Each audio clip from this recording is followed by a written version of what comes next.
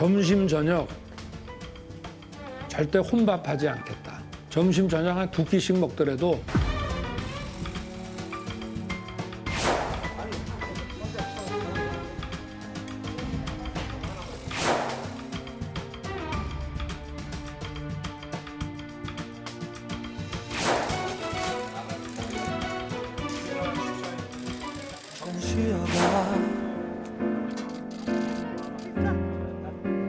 갈 길은 아직 머니까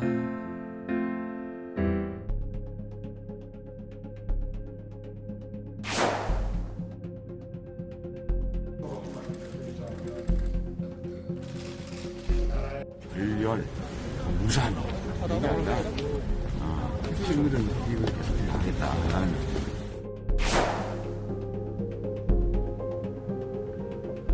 지역 균형 발전 특정 과제를 수립하고 한 묶음으로 패키지로 하는 것을 뭐 검토하고 있다는 건 저는 그거는 적절치 않은 이야기이다.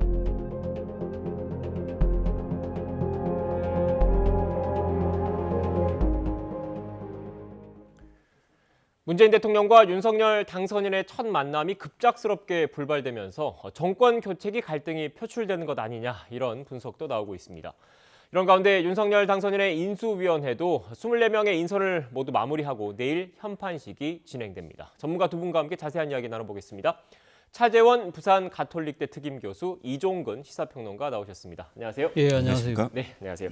일단 윤석열 대통령 당선인 인수위원회 관련 소식부터 좀 짚어봐야 할 것 같은데 인선이 모두 마무리가 됐습니다. 오늘 오전에 새로 나온 내용이 있어서 관련된 내용을 좀 먼저 짚고 가겠습니다. 네, 경제 2분과 인수위원이 지금 확정이 됐습니다. 보시는 것처럼 이창양 카이스트 교수가 간사를 맡고 왕윤종 교수, 유웅환 전 SK혁신그룹장 그리고 낯익은 인물인데 이 고산 대표, 그러니까 한국 최초 우주인에 도전했던 고산 대표도 포함이 됐고요. 다음 그래픽 보여주시죠. 이번엔 과학기술교육분과입니다. 박성중 의원이 간사직을 맡습니다. 그리고 김창경 위원, 남기태 위원이 포함이 됐고요. 네, 다음 그래픽도 좀 보여주시죠. 네, 사회복지문화분과입니다. 이미자 의원이 간사를 맡고 있고 안상훈 위원, 백경란 위원, 김도식 위원이 포함이 됐습니다. 일단 이렇게 인수위원회 구성이 좀 마무리가 됐는데 지금 그동안에 쭉 나온 인물들에 대해서 어떻게 평가하는지 좀 여쭤봐야 될 것 같아요. 어떻게 보면 인수위원회라는 게 차기 정부에서 중책을 맡을 가능성이 상당히 크지 않습니까? 그래서 인수위원회 면면이 차기 정부의 방향성을 보여준다 이렇게도 좀 볼 수 있을 것 같은데 교수님께서는 어떻게 평가하십니까? 맞습니다. 인수위 자체가 어떻게 보면 섀도우 캐비넷, 네. 그림자 내각 같은 성격을 띠고 있잖아요. 그렇기 때문에 인수위에서 활동하신 분들이 아마 차기 정부에 상당히 중요한 역할을 할 가능성이 높다. 근데 일단 인수위 자체를 제가 보니까 아무래도 그러니까 업무 능력 위주로 인선을 한 것 같아요. 말 그대로 이제 일을 좀 잘하기 위한 인수인 것 같아요. 그래서 사실은 현역 의원들보다는 이 정책통이라고 불리는 전문가들이 많이 전진 배치가 됐는데 그럼에도 불구하고 제가 생각했을 때는 약간 좀 고개가 갸웃거리는 부분은 아무래도 그러니까 지금 능력이 검증된 분들을 많이 찾다 보니까 전 정권에서 상당히 정책적으로 상당히 큰 역할을 했던 분들이 많이 지금 배치가 되고 있다. 이른바 MB 예, MB 정권 그리고 또 박근혜 정권에서 상당히 역할을 했던 분들인데 문제는 이명박 정권과 박근혜 정권이 그렇게 후한 평가를 받고 있지 못하는 상황이잖아요. 특히 또 몇몇 인물들 같은 경우는 상당히 여러 가지 구설수 또 하나는 또 어떤 분은 또 지금 기소가 돼서 재판 중인데 이런 분들이 과연 능력만 있다고 해서 전진 배치시키는 것이 과연 맞는 것인가 부분 또 그리고 또 상당수의 인물은 너무 익숙한 인물이라는 것이죠. 그렇다고 한다면 이런 분들이 좀 더 창의적이고 획기적인 발상과 기획을 할 수 있을까라는 그러니까 이 지금 우려가 나올 수 있고요. 그리고 무엇보다도 저는 이번 인수위에서 약간은 좀 실망스러운 부분이 윤 당선자가 무엇보다도 청년들의 이 역할을 상당히 강조해 왔잖아요. 그렇다고 한다면 인수위에 좀 상징적인 인물이라도 청년들을 좀 더 전진 배치시키지 왜 못했을까라는 그런 아쉬움을 지울 수가 없습니다. 네, 그러니까 교수님 말씀은 그 면면을 좀 봤을 때 이른바 전 정권에서 그 일을 했던 인물들이 많이 보인다. 그리고 청년들의 비중이 좀 적은 것 같다. 이런 말씀을 해주셨는데 어떻게 보셨습니까, 평론가님께서는? 일단 근데 윤석열 당선인이 늘 강조하는 게 뭐냐면 능력을 먼저 봐야 되지 어떤 안배를 하지 않겠다라는 것이거든요. 안배라는 건 가장 우리가 인사를 했을 때 안배를 이야기하는 것이 이제 지역 안배. 아니면 성안배, 남녀 성안배, 또 세대 안배도 역시 이제 포함되지 않겠습니까?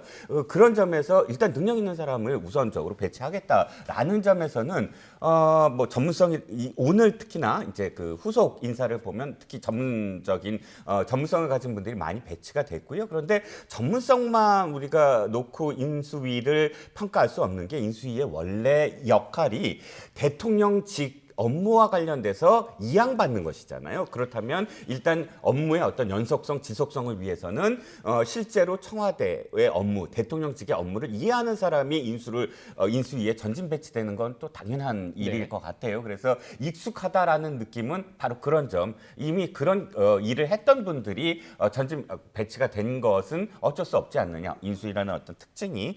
그리고 또 한 가지는 특정 계파에 대한 어떤 비판이 좀 있는데 전체를 놓고 봤을 때 저는 이종교배다라고 생각을 해요.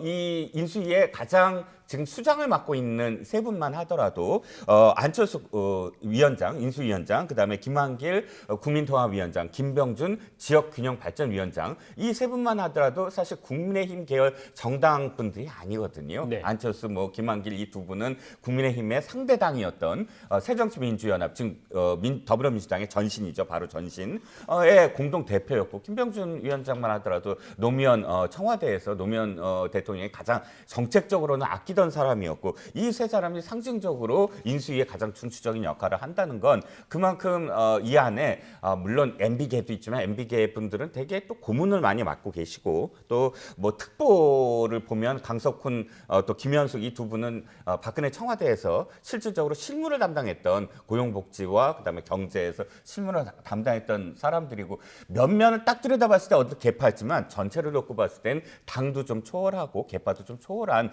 그런 인사가 아니었나 싶습니다. 네, 지금 교수님 또 안철수 대표의 역할에 대해서도 좀 질문을 좀 드리고 싶은데 특히 그 경제 분야, 뭐 과학기술 분야, 복지 분야 이쪽에서는 안 대표의 그런 그 영향력이 좀 반영이 됐다 이렇게 봐야 되는 겁니까? 어떻습니까? 예, 뭐 실제 지금 인수위원들의 그러니까 지금 발탁의 면면을 보면 사실 안철수 위원장이 발탁한 분들이 몇 분 계시다고 그래요. 네. 특히 오늘 뭐 지금 상징적으로 눈에 띄는 분이 김도식 지금 이거 서울시 정무부시장인데요. 네. 사실 김도식 정무부시장 같은 경우는 안철수 위원장의 복심이라고 불리죠. 상당히 오랫동안 비실장을 했는데 지금 서울시 정무부시장은 중책을 맡고 있음에도 불구하고 인수위에 발탁했다는 그 자체는 상당히 자기 사람을 인수위 그러니까 이게 중요한 요직을 줘서 뭔가 자신의 뜻대로 끌고 가겠다는 생각이 아주 강한 것 같아요. 그리고 또 실제 또 이 고산 앞서 말씀하신 대로 고산시 같은 경우는 상당히 우리나라 첫 우주인으로 발탁돼서 결국은 뭐 이 우주선을 타지는 못했지만 상당히 상징적인 인물이잖아요. 그런 분들을 사실은 그 지금 안철수 위원장의 추천에 의해서 발탁됐다고 하거든요. 그거는 아마 고산으로 대변되는 일종의 미래, 과학 이런 부분들도 상당히 아마 자신의 역할에 방점을 찍겠다는 그러한 의도가 아니었을까 하는 생각이 드는데요. 네. 문제는 그런 것 같습니다. 그러니까 인수위 자체가 앞으로 향후 이 윤석열 정부의 5년 동안 그 지금 나아가야 될 여러 가지 국정의 우선 과제를 고르고 그리고 또 이 일종의 로드맵을 짜는 상황인데요. 이것이 상당히 단순하게 정책적인 요소만 있는 것이 아니라 상당히 정치적으로 민감한 부분들을 상당히 조율하고 조정하는 그런 부분들이 분명히 필요하거든요. 그런 부분에 있어서 안철수 위원장의 정치력, 나름대로 조정력 이런 부분들이 아마 상당히 본격적인 검증대에 올라간 것이 아닐까 이런 부분들을 많은 사람들이 예의주시하지 않을까 생각이 듭니다. 네, 지금 김도식 서울시 정무부시장 얘기를 해주셔서 저도 이 부분을 좀 추가로 여쭤보면 그 지난 그 재보궐 선거 과정에서 오세훈 현 서울시장이랑 단일화 과정에서 일단 서울시정에 대한 공동 운영 방침을 밝히면서 이제 오세훈 시장이 당선이 되고 나서 그 서울시 정무부시장을 들어간 인물이 김도식 서울시 정무부시장인 거잖아요. 근데 그게 또 상징적으로 서울시정을 공동 운영하겠다 이런 상징적인 인물인데 인수위에 들어갔다는 것, 국정과 관련해서도 안철수 위원장이 적극적으로 참여하겠다 이런 의지의 표현이다 이렇게 읽혀도 되는 겁니까? 네, 그렇습니다. 그때 당시에도 양쪽이 합의를 했죠. 그래서 그래서 지는 쪽이 그 부시장을 추천을 하기로 하고 또 복수에 추천을 해서 이기는 쪽이 복수해서 이제 선택하기로 했는데 안철수 위원장은 복수가 아니라 단수로 김도식 부시장을 추천을 했어요. 그만큼 김도식 부시장에 대한 믿음이라든지 또 함께 오랫동안 해왔기 때문에 전체적으로 어떤 스펙을 갖고 있고 어떤 컨텐츠를 갖고 있다는 걸 잘 알지 않겠습니까? 그런데 보낸 지 1년 만에 지금 인수위에 또 차출을 해서 인수위에서 중요 직책을 이렇게 맡긴 것은 아까 교수님께서도 말씀하셨지만 사실상 안철수 위원장이 많은 인적 프로를 갖고 있지는 않아요. 솔직히 말씀드리면 예전에 처음 출발할 때는 많은 자문단도 굉장히 크게 꾸리고 했는데 지금 이번 후보로 나오셨을 때는 사실 자문단 교수진도 그렇게 많지 않았고 그러다 보니까 그 예전에 비해서 인적 프로가 좀 줄어들었죠. 그러니까 어쨌든 김도식 위원장에 대한 믿음도 믿음이지만 확실하게 그 자기 사람으로 이렇게 그 배치를 할 수 있는 몇 안 되는 사람이었다라고 평가를 할 수밖에 없을 것 같아요. 그리고 제가 그 자막으로 또 조금 전에 나갔는데 대변인이라는 게 어떻게 보면 인수위의 입의 역할을 하는 거지 않습니까? 그런데 그 인수위 대변인에 국민의당 출신 신용현 전 의원이 임명이 됐고 또 부대변인을 보면 또 그 윤석열 당선인 측 인사분들이 배치가 됐더라고요. 어떻게 해석을 해야 될까요? 일단 뭐 지금 그러니까 인수위 구성부터 운영까지 다 그러니까 이거 윤석열 당선자와 당시 안철수 후보 간의 그러니까 단일화 과정에서 같이 하기로 한 만큼 아마 그러한 일종의 공동 운영의 그런 묘를 발휘하는 차원에서의 아마 인선이 아니었나 생각이 드는데요. 사실 뭐 오늘 아침 뭐 조간신문에 보면 사실은 그러니까 지금 인수위 대변인 자체를 이태규 의원이 아마 맡을 것이라는 이야기가 상당히 많았잖아요. 그렇기 때문에 이태규 의원이 사실 안철수 위원장의 공보 역할도 그동안 오랫동안 해왔는데 아무래도 이태규 의원이 지금 인수위에서 중요한 역할을 하고 있잖아요. 그러니까 지금 기획 파트에 지금 이거 일을 하고 있기 때문에 그런 부분들에 있어서 아마 역할을 좀 그쪽은 너무 많이 줄 경우에는 사실 여러 가지 그러니까 공보나 이런 대외적인 업무에 있어서 차질이 빚어질 수 있겠다는 아마 생각을 한 것 같아요. 그러다 보니까 지금 신용현 전 의원을 발탁을 한 부분인데 아무래도 그러니까 수석 지금 부대변인 같은 경우는 지금 원일이 전 그 SBS 기자 출신을 비롯한 몇몇이 윤당선자 쪽인데 이런 식으로 뭐 모든 부분들이 상당히 이렇게 조화롭게 잘 굴러가면 되지만 이런 부분들이 약간은 뭔가 차질이 이견이 발생할 경우에는 또 문제가 생길 수도 있는 부분인데 모르겠습니다. 그러니까 지금 이러한 부분들을 어떻게 잘 극복하느냐가 사실은 윤석열 행정부의 차기 5년을 담보하는 부분이기 때문에 저는 뭐 큰 마찰 없이 무리 없이 잘 굴러가게 서로 조율을 잘하지 않을까 하는 조심스러운 기대를 갖고 있습니다. 네, 일단 뭐 오늘 대변인이 임명됐기 때문에 앞으로 어떻게 공보를 할지도 좀 지켜봐야 될 것 같고요.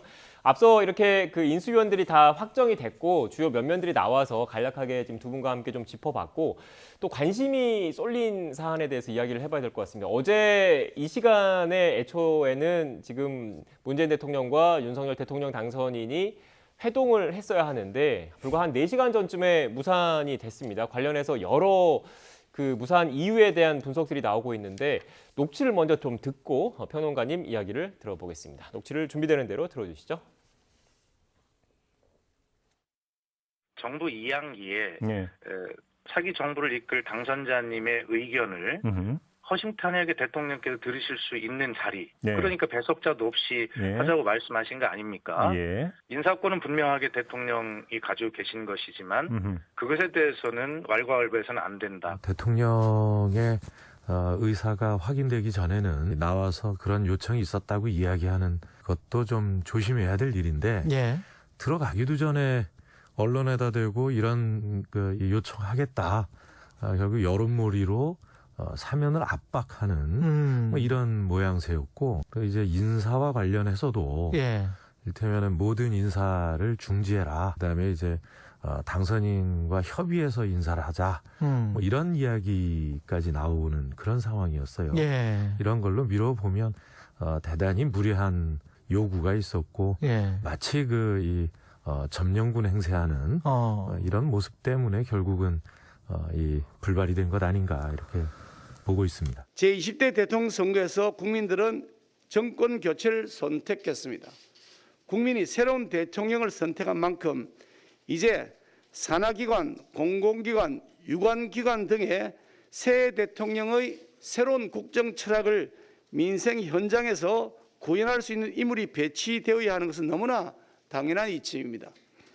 그럼에도 임기가 불과 1개월여밖에 남지 않은 문재인 대통령이 임기 2년, 3년, 4년짜리 직위에 이미 국민의 심판을 받은 낡은 문재인 정부의 철학에 따라 인물을 임명하겠다는 발상은 국민들의 뜻을 정면으로 거역하는 오만한 행동입니다.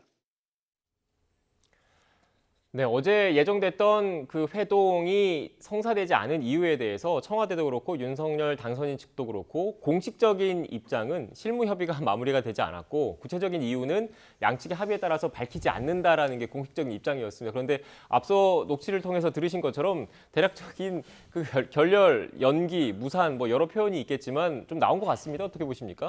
일단 뭐 희망적인 건 서로 비난을 하진 않는다는 거예요. 일단 합의 본 건 우리가 어떤 이유에 대해서 이야기하지 말자라는 거, 그리고 연기니까 계속 우리가 협의하자는 것, 이건 합의를 본 거 아니에요. 그 합의에 대해서는 저는 좋은 징조라고 봅니다. 만약에 결렬됐는데 서로 비난하고 서로의 책임을 묻는다면 다시 만날 수가 없잖아요.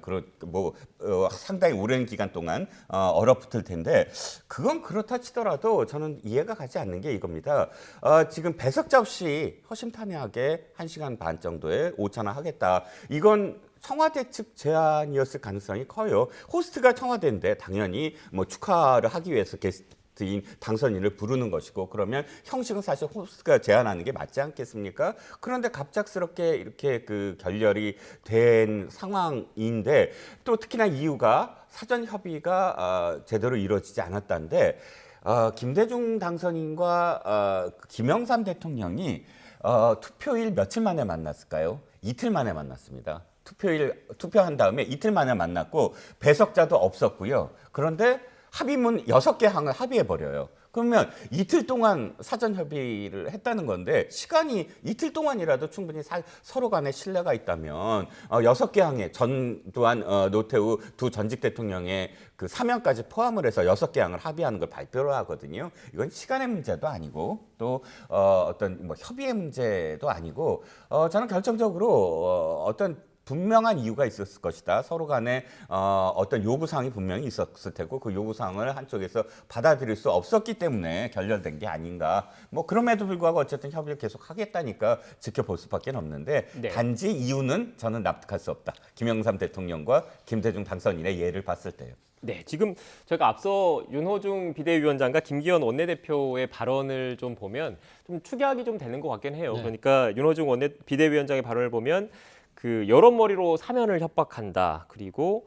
뭐 인사 관련된 이야기도 있었고요. 또 연장선상에서 김기현 국민의힘 원내대표 이야기도 보면 인사와 관련된 이야기가 있었거든요. 그러니까 결국 청와대 입장에서는 5월 9일까지는 엄연히 문재인 대통령의 임기인데, 이 인사권과 관련해서 지나치게 당선인 측에서 그 압박을 한다. 그리고 사면과 관련해서도 공개적으로 여론머리를 하는 게 좀 결례인 것 아니냐, 이런 입장인 것 같고, 반면에 그 윤석열 당선인 측에서는 지금 앞으로 5년 동안 임기를 이어가야 되고 또 그 정책 철학에 맞춰서 일을 해야 되는데, 인사권을 임기 얼마 안 남은 현 정부에서 하는 게 맞느냐, 이런 입장인 것 같더라고요. 어떻게 여기에 대해서 양측의 입장에서 어떻게 생각하십니까? 사실 뭐 우리나라 지금 대통령 선거가 끝나고 난 뒤에 네. 대통령 취임까지는 한 두 달 정도의 시간이 있잖아요. 그렇기 때문에 역대 정권에도 상당히 이런 부분들에서 상당히 설왕설래가 많았죠. 근데 이번처럼 이렇게 이 현직 대통령과 당선인의 만남 자체가 첫 번째 일단은 무산이 되고 보류되는 그러한 상황 자체는 처음이었거든요. 네. 그렇다고 한다면 사실 그러면 그 문제는 뭘 것인가? 그 부분은 앞서 뭐 말씀하신 것처럼 아마 결국은 지금 사면, 그러니까 이명박 전 대통령의 사면, 그리고 인사권 문제인데, 사실 이 두 가지 문제 중에서도 사실 뭐 지금 윤 당선자가 만약에 사면을 건의할 거라는 이야기는 진작에 나왔잖아요. 그 부분에 대해서도 아마 청와대는 받아들일 용의가 있었던 것 같아요. 그리고 또 하나는 지금 그러니까 인사권 부분들 있어도 사실은 지금 가장 중요한 그 자리가 지금 한국은행 총재의 네. 임명인데, 이 부분도 당선자 측과 논의하겠다는 이야기가 청와대 쪽에서 흘러나왔거든요. 그렇다고 한다면 왜 그럼 이 두 큰 문제가 다 지금 수용이 되는 상황인데 그럼 이렇게 상당히 이렇게 불협화음이 생겼을까라는 부분을 생각해 보면 저는 뭐 이 아마 짚어야 될 부분이 저는 권성동 의원의 이 지금 이명박 전 대통령 사면과 관련해서 지금 김경수 전 경남지사와의 사면을 같이 하는 일종의 소위 말하는 그러니까 바트 형식으로 주고받는 형태의 그런 식으로 해석한 부분이 아마 청와대 상당히 작아가지 않았을까라는 생각이 든다는 겁니다. 사실은 뭐 지금 그러니까 이 박근혜 전 대통령에 대한 사면을 할 때 같이 그럼 이명박 전 대통령 사면을 하지 않고 남겨뒀던 이유가 결국은 그러니까 문재인 대통령이 퇴임하기 직전에 자신의 측근인 김경수 전 도지사를 사면하기 위해서 그 용으로 남겨놨다는 것이 권성동 의원의 주장인데 이런 부분은 어떻게 보면 상당히 그러니까 이 청와대에 특히 문재인 대통령의 원칙주의적인 스타일로 봤을 때는 그 도저히 받아들이기 힘든 부분이 분명히 있거든요. 이런 부분들에 대해서 상당히 아마 청와대가 발끈했을 가능성이 높다. 그리고 또 하나의 부분은 지금 아까 한국은행 총재는 그렇다 치지만 나머지 공공기관 여러 가지 그 임원들에 대한 인사 부분까지 감나라 배나라식으로 전부 다 그러니까 지금 마치 윤 당선자 측에서 검증을 하듯이 이야기하는 부분은 지금 현직 대통령 인사권을 너무 침해하는 것이 아니냐. 이러한 부분들이 상당히 감정의 이 말들이 날쓰게 부딪히면서 일단은 좀 냉각기를 가자. 이런 식으로 간 것 같아요. 근데 이유가 무엇이든 간에 저는 이렇게 이 신구 정권 간의 이 정권 인수 과정이 이렇게 여러 가지 불협화음이 일어나는 건 국민적으로 불안하다. 국민적으로도 상당히 문제라는 생각이 든다는 겁니다. 지금 아시다시피 우리나라에 지금 두 개의 퍼펙트 스톰이 몰려오고 있습니다. 네. 경제 위기, 안보 위기가 몰려오고 있는데 이런 상황이라고 한다면 사실 이 지금 대통령과 이 당선자가 상당히 뭔가 하기애애하고 하합하는 모습을 저는 보여줄 필요가 있는 것이 아닐까. 그렇다고 한다면 저는 빨리 이런 부분들을 조기봉합하고 빨리 하나된 모습을 보여줄 필요가 있다는 생각이 듭니다. 네, 그러니까 교수님 말씀은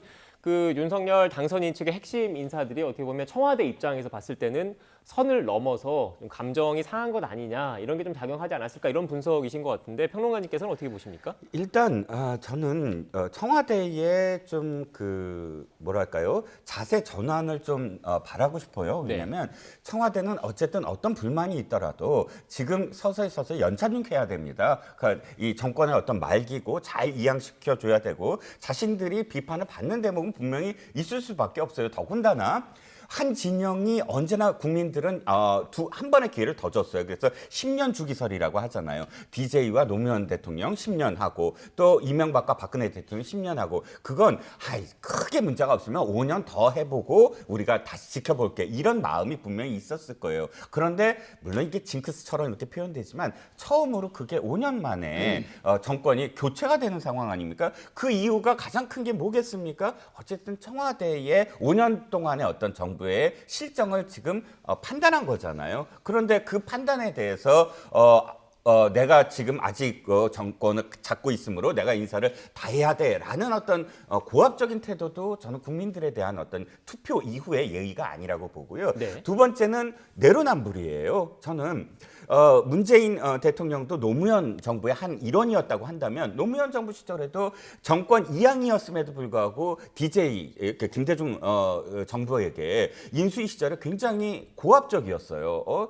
지금 우리의 어떤 철학을 제대로 왜 그 정부에서 받아들이지 않느냐부터 해서 또 인사 문제도 계속 거론됐고요.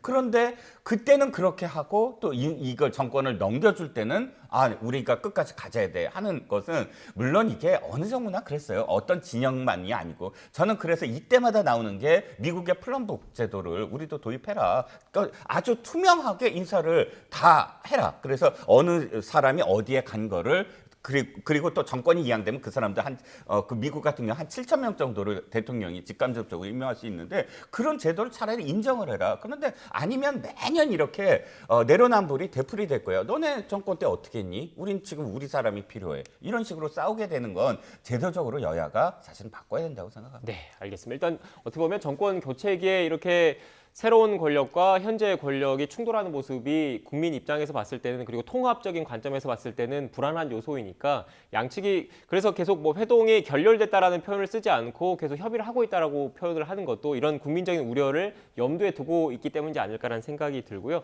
자연스럽게 다음 주제를 좀 나눠봐야 될 것 같아요. 어제 회동이 결렬이 되고 나서 윤석열 당선인이 집무실 근처에서 오찬을 했습니다. 관련된 그래픽이 있는데요. 김치찌개를 먹었다고 하는데 저희가 이 김치찌개라는 거에 주목을 한 게 아니라 이렇게 윤석열 당선인이 최근 들어서 계속 식사를 다른 사람들과 하는 모습들을 보여주고 있는 거잖아요. 그런데 대통령 당선인의 이런 행보 하나하나에 어떤 정치적인 메시지가 담겨 있다고 봐야 되는 겁니까? 그렇죠. 아무래도 지금 당선인의 하나하나 일거수일투족에 대해서 상당히 국민들이 관심이 집중돼 있는 시기지 않습니까? 그렇다고 한다면 이런 식으로 일반 식당에 가서 김치찌개라는 또 이 메뉴를 선택해서 먹었다는 것 자체가 어떻게 보면 상당히 이 당선인 스스로가 건의를 내려놓고 상당히 국민들과 소통하겠다는 그런 소탈한 모습을 보여주는 그런 측면이 분명히 있는 것이죠. 그리고 또 하나는 아마 이렇게 인수위원들하고 다 같이 밥을 먹는 모습 자체는 사실 앞서 우리가 맨 처음 이 프로그램 시작할 때 나왔던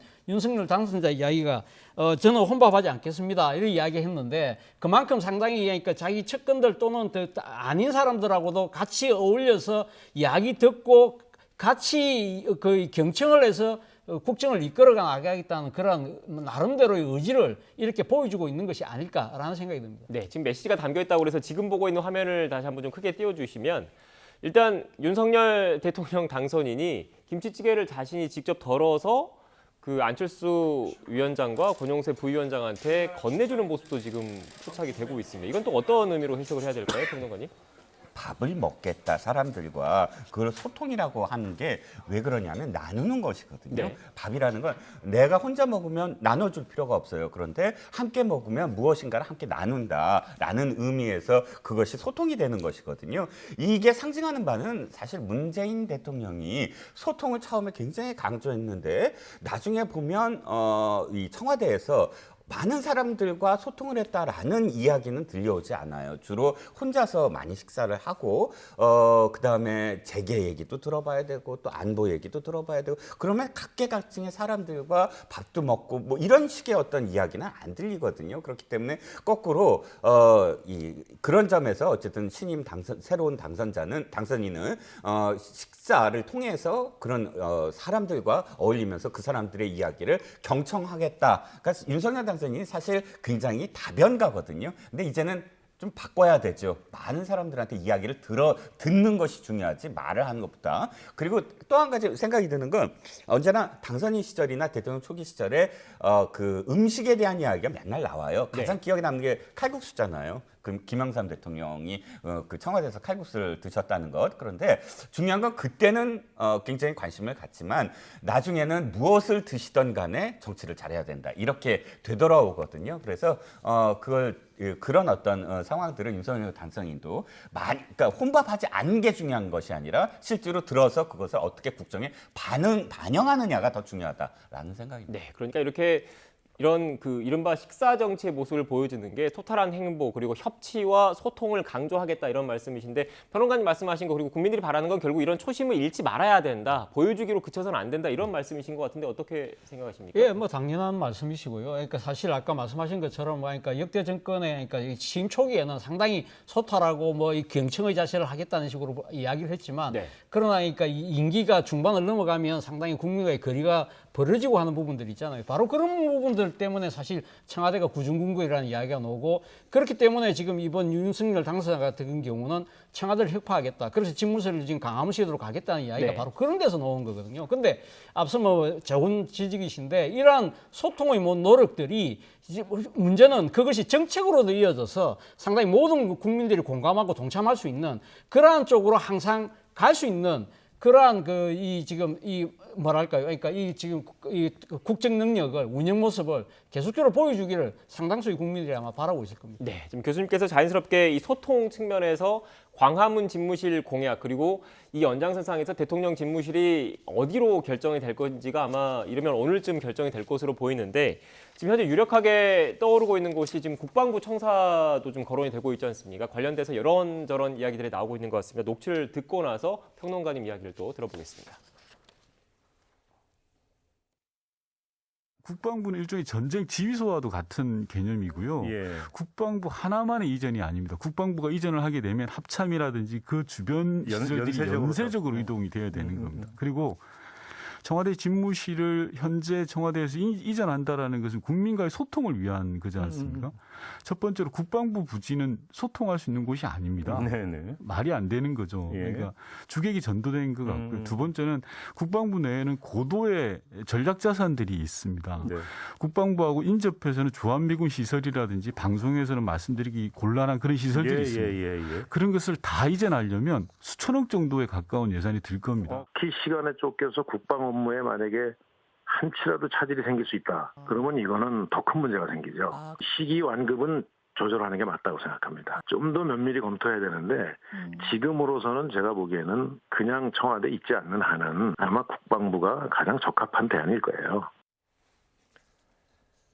네, 일단 이렇게 국방부가 유력하게 떠오르고 있는 이유 가운데 하나가 이 대통령이라는 그 국군 통수권자잖아요. 이 보안 그리고 안보, 경호 이런 여러 문제들을 고려를 하다 보니까 국방부 청사가 이렇게 좀 떠오르고 있는데 한편에서 또 이렇게 얘기를 하는 것 같아요. 국방부 청사에 갈 거면 청와대랑 다를 게 뭐가 있느냐. 이 군 시설 한가운데 들어가는 건데 그것과 소통과 무슨 상관이 있느냐. 이렇게 비판하시는 분들도 계시더라고요. 어떻게 보십니까?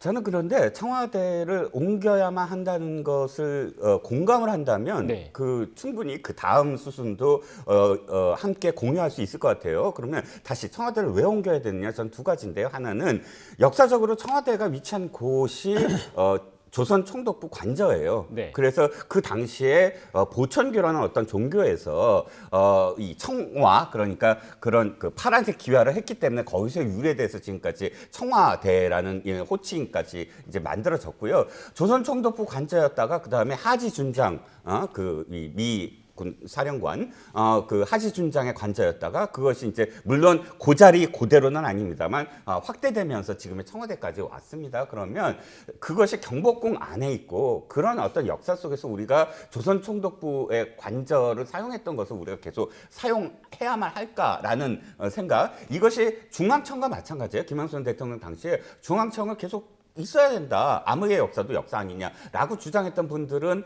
지금도 그러니까 청와대도 비슷한 논리인 텐데 나오면 그건 저는 그 문제는 청와대가 없어진 것처럼 청와대가 없어져서 경복궁이 완전히 우리의 궁궐로 자리 잡은 것처럼 같은 어떤 효과를 볼 것 같고요. 두 번째는 백악관과 비교했을 때 우리는 지금 청와대의 집무실은 그 완전히 텅텅 비어 있어요. 그 옆이 그냥 접견실 정도이고 그 다음에 비서실장 왔을 때 뭐 대기실 정도 그거밖에 없어요. 아주 텅텅 빈 2층이 그런데 백악관 오버오피스를 보면 집무실이 있고 그다음에 루즈벨트룸이 있고 안보 보좌관실이 있고 다 이 실제로 실무진들이 다 옆에 같은 방에 있어요. 그래서 우리가 드라마 같은 것도 보더라도 오버오피스에 바로 들어가서 그 비서관들, 안보 보좌관들이라든지 부통령실도 있어요. 부통령이 들어가서 함께 논의하지 않습니까? 우리 위민관에서 500m도 더 떨어져 있어요. 차 갖고 가야 되거든요. 그러면 그 다음 차선을 생각해야 되는데 물론 종합청사 좋죠. 하지만 종합청사 9층에 가면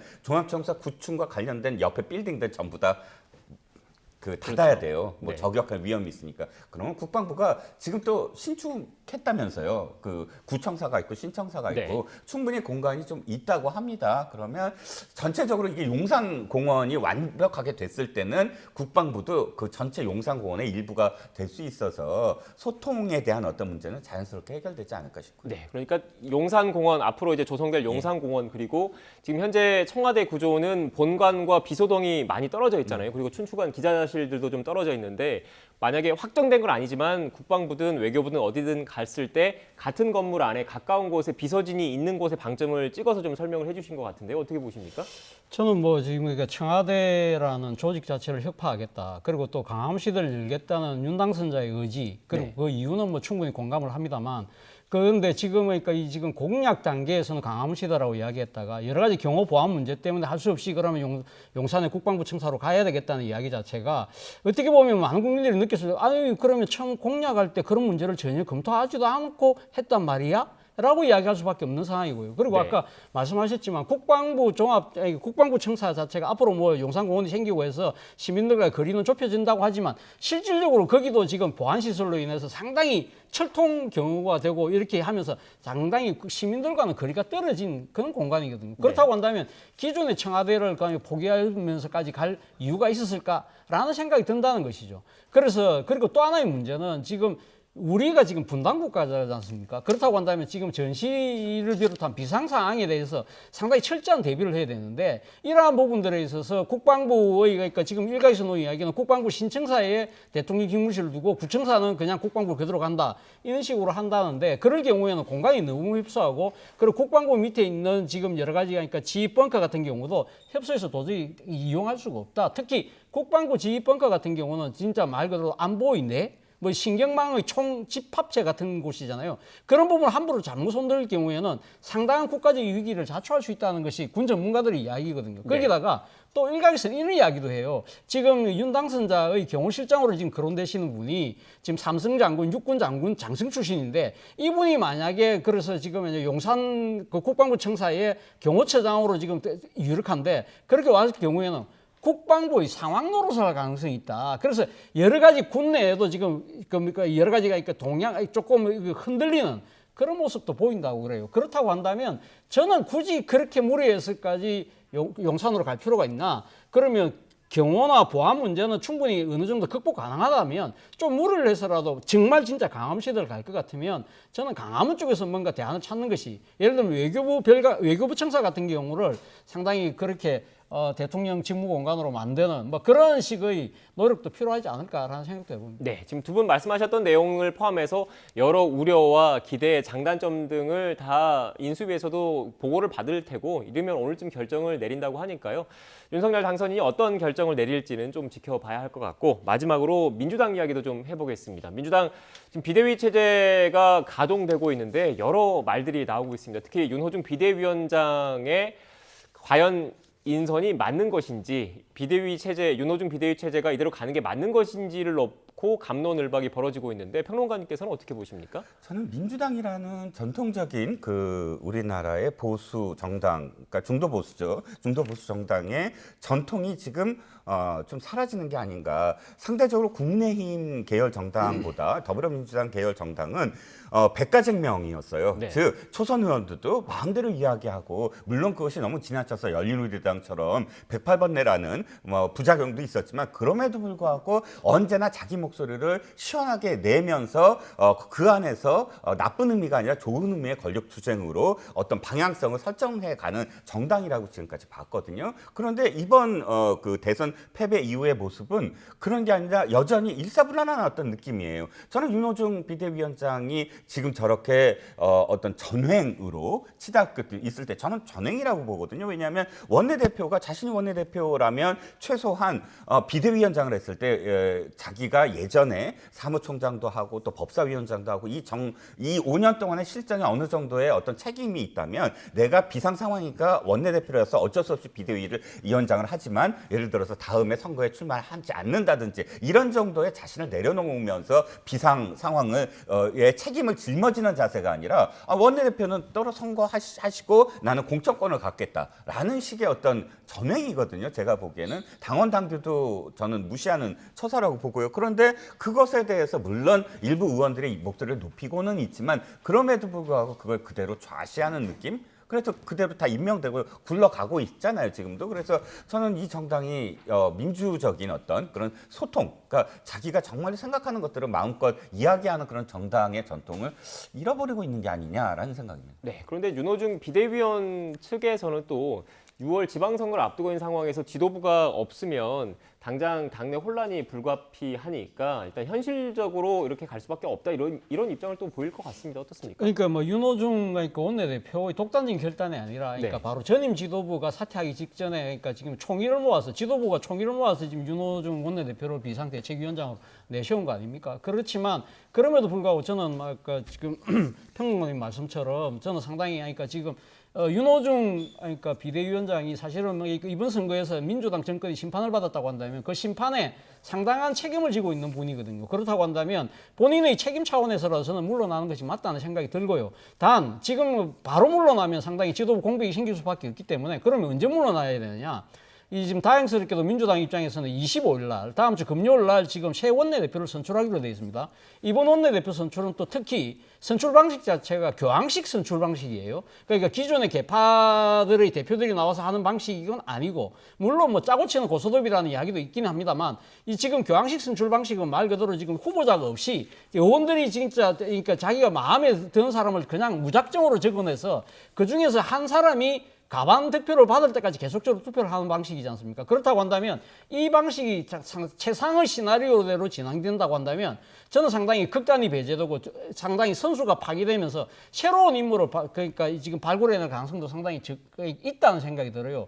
그런 새로운 원내대표에게 저는 윤호중 비대위원장이 바톤을 넘기는 것이 저는 순리가 아닐까라는 생각이 듭니다. 네. 지금 또 역시 윤호중 비대위원장도 뭐 당내 여러 의원들의 의견을 청취하고 또 이런저런 그 조율 과정을 거친다고 하니까 또 어떤 결정을 내릴지 또 어떻게 진행될지는 또 추가적으로 지켜봐야 될 것 같다는 말씀을 드리고요. 오늘 전국 현안 대담은 여기서 마무리를 지어야 될 것 같습니다. 지금까지 차재원 부산 가톨릭대 특임교수, 이종근 시사평론가와 이야기 나눴습니다. 오늘 말씀 고맙습니다.